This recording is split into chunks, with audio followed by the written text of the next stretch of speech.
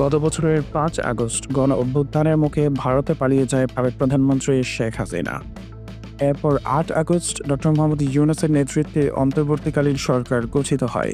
কিন্তু আওয়ামী লীগ পালিয়ে যাওয়ার ১ বছর পার হলেও এখনও দিব্যি ক্ষমতায় রয়েছেন শেখ হাসিনার নিয়োগ দেওয়া রাষ্ট্রপতি শাহাবুদ্দিন চুপ্পু। সোমবার সন্ধ্যায় পিনাকি ভট্টাচার্য তার ইউটিউবে চুপ্পু আউট, কে হচ্ছেন রাষ্ট্রপতি এই শিরোনামে একটি ভিডিও আপলোড করেছেন। মাত্র ৩ ঘন্টায় ৪ লাখেরও বেশি মানুষ ভিডিওটি দেখেছেন। পিনাকি সেখানে বলেছেন, ভয়ঙ্কর এক লড়াইয়ের পর আমরা হাসিনাকে বিদায় করতে পেরেছিলাম, কিন্তু ১ বছর পার হলেও আমরা হাসিনার শাসনের অবশেষ দূর করতে পারিনি।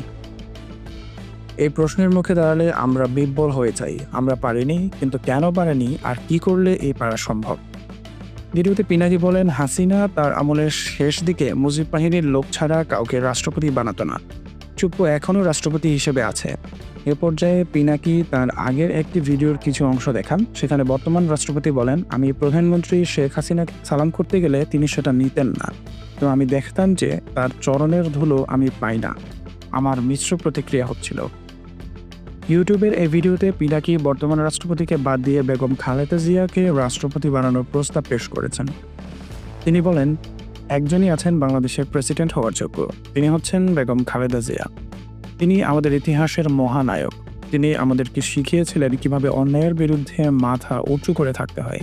খালেদা জিয়া বলেছিলেন, ওদের হাতে গোলামির জিঞ্জির আর আমাদের হাতে স্বাধীনতার পতাকা। পিনাকি প্রত্যাশা ব্যক্ত করেন, খালেদা জিয়া আর ডক্টর ইউনূস এই দুইজন মিলে আমাদের নতুন বাংলাদেশের সূচনায় পৌঁছে দেবে।